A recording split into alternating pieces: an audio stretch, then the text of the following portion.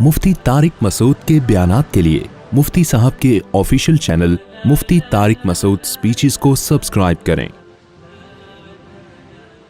تو میں پہلی چیز کو ذرا پہلے ڈیفائن کرتا ہوں، بلا تحقیق باتیں کیسے ہوتی ہیں۔ بلا تحقیق بات یہ ہوتی ہے، دیکھو قرآن نے ہمیں اس بارے میں گائیڈ کیا ہے کہ تحقیق کا اہل کون ہے۔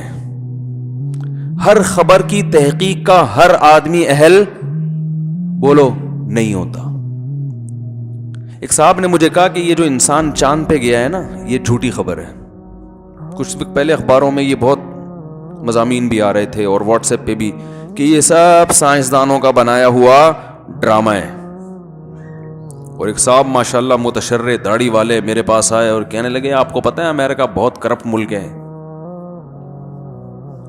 اور دلیل اس کی یہ کہ یہ جو چاند پہ امریکی سائنسدان گئے ہیں نا، یہ گئے ہوئے نہیں ہیں، اس نے دنیا کو الو بنایا ہے۔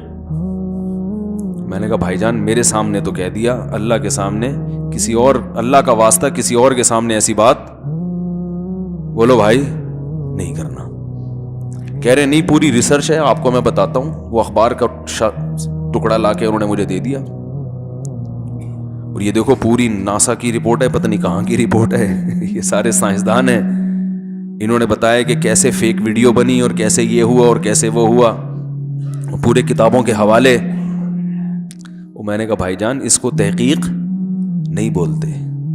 کیا آپ کی تحقیق ہے؟ آپ کسی کی تحقیق کو کاپی پیسٹ کر رہے ہو، اور جس کی یہ تحقیق ہے اس کے بارے میں بھی آپ کو نہیں پتا کہ وہ تحقیق کا اہل بھی ہے یا نہیں ہے۔ اور یہ جو پیسٹ کیا ہے آپ نے، اس میں جو کتابوں کے حوالے اور ویب سائٹ کے حوالے اور یہ سب چیزوں کے اندر بھی گھس کے جا کے نہیں دیکھا آپ نے، اور جن ویب سائٹ کے حوالے انہوں نے دیے ہیں جہاں سے انہوں نے یہ مواد اٹھایا ہے، اگر ان ویب سائٹس پر یہ مواد ہو بھی تو ان ویب سائٹس کے اوتھینٹک ہونے کی بھی آپ کے پاس کوئی دلیل بولو بھائی نہیں ہے۔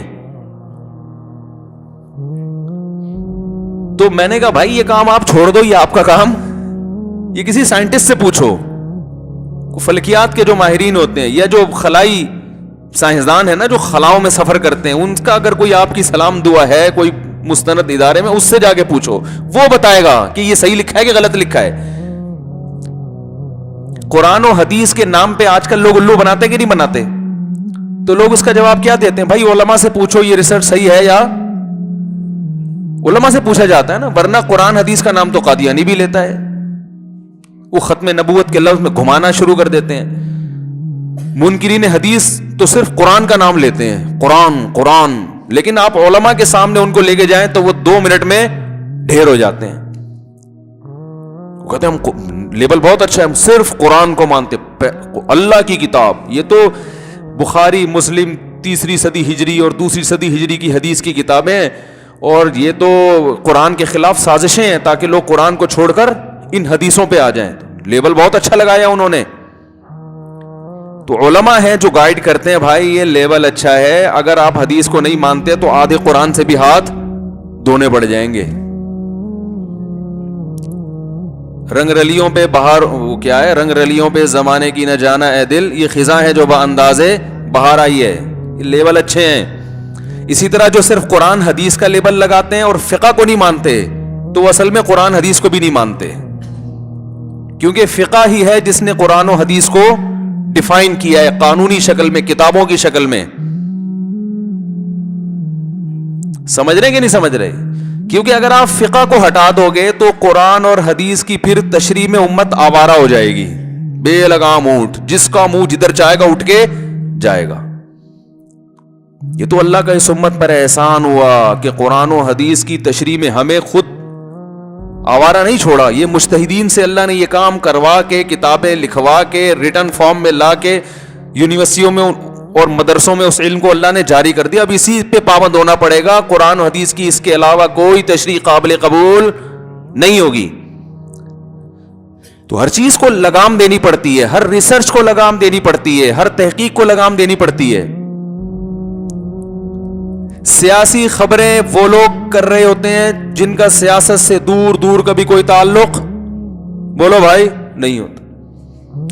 یہ جو مولانا صاحب آج مولانا فضل الرحمان امریکہ گئے ہیں، اصل میں ان کے ڈونلڈ ٹرمپ سے صحیح تعلقات، یہ کشمیر کے بارے میں سودے بازی کرنے گئے نہیں ہیں. میں بالفرض اگر گئے ہوں اور ڈونلڈ ٹرمپ سے ہاتھ ملا جاؤ تو اصل میں یہ تو جو مخالف پارٹی ہے وہ, اور اگر یہی کام پی ٹی آئی والا کرے گا تو دوسری پارٹی اس پہ الزام لگائے گی. دیکھا, ہم تو کہہ رہے تھے پہلے بہت اچھے تعلقات ہیں ان کے آپس میں.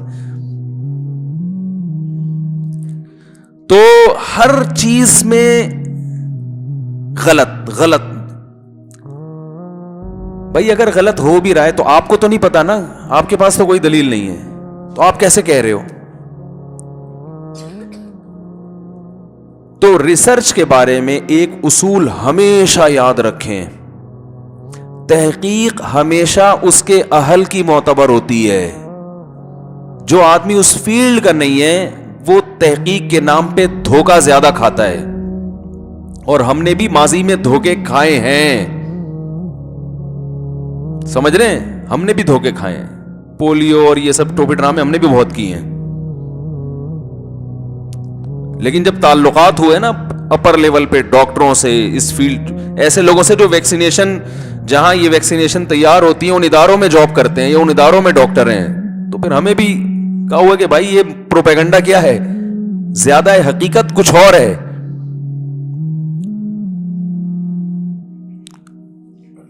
تو پولیو پہ کیا ہے, پولیو پہ میرا بیان آیا نا پولیو کے حق میں, تو اس بیان پہ لوگوں کے کمنٹس, گورنمنٹ کا پیسہ نظر آ رہا ہے جھلکتا ہوا.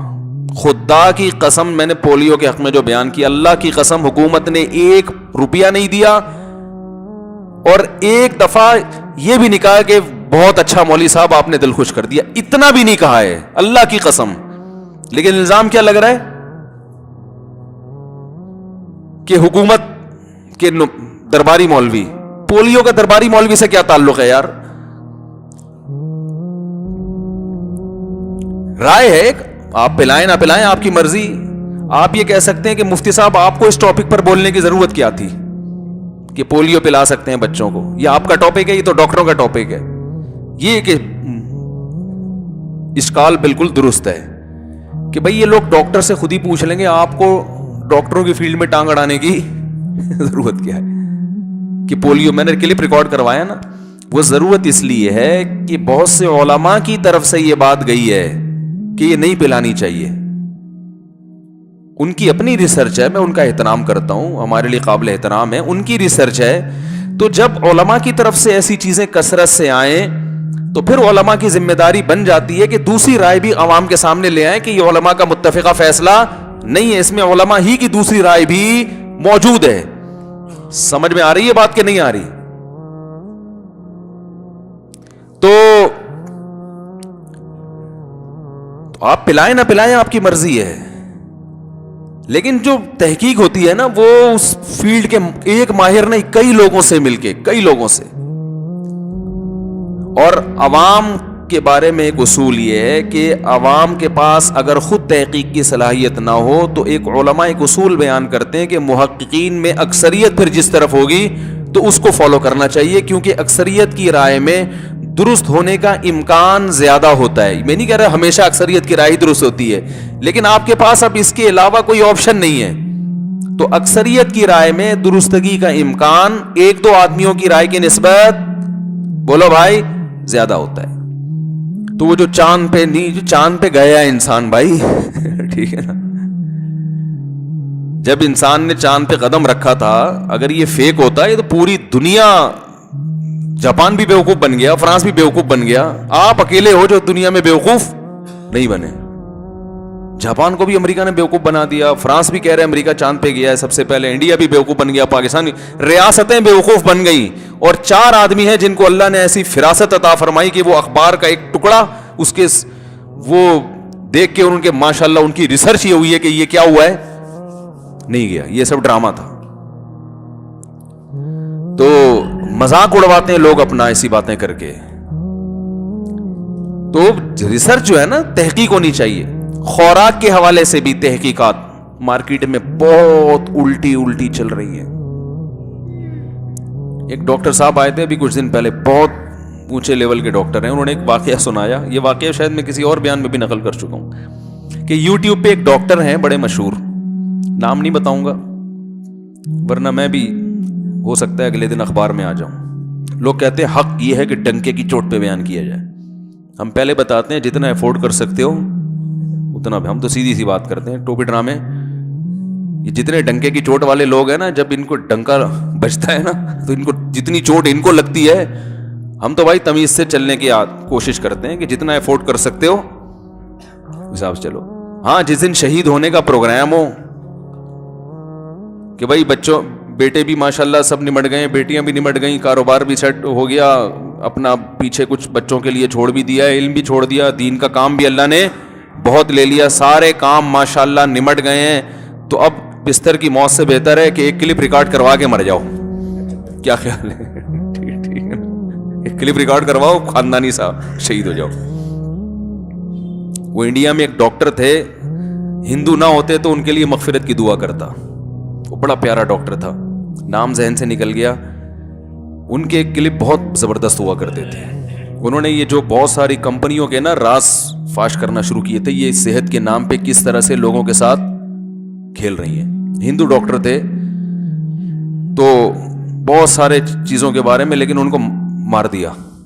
تو یہ چھوڑتی نہیں ہے کمپنیاں, اور یہ اگر آپ ان کے بارے میں بتائیں نا, یہ اس نے یہ کیمیکل ملایا ہوا ہے نقصان دہ, اس نے یہ ٹوتھ پیسٹ کی فلاں کمپنی نے یہ گڑبڑ کر رہی ہے, اور خوراک کی فلاں کمپنی یہ کیمیکل ملا رہی ہے, تو یہ لوگ چھوڑتے نہیں ہیں اتنے آرام سے.